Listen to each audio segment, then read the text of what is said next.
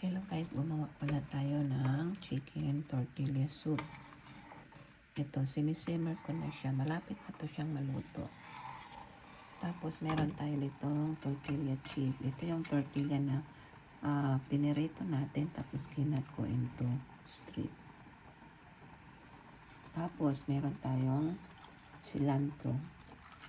Kasi yung ilalagay natin na may pagkakain na tayo ng chicken tortilla soup.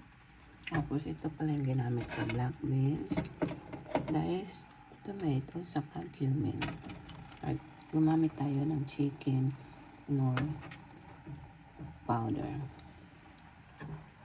Medyo maanghang ko siya guys kasi nilagyan ko ng jalapeno.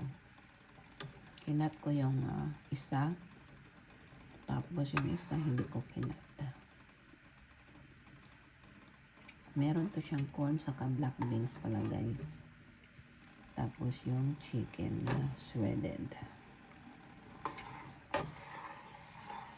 Okay, yan ang ating lunch mamaya. Lagyan lang natin mamaya ng cheese saka yung sour cream.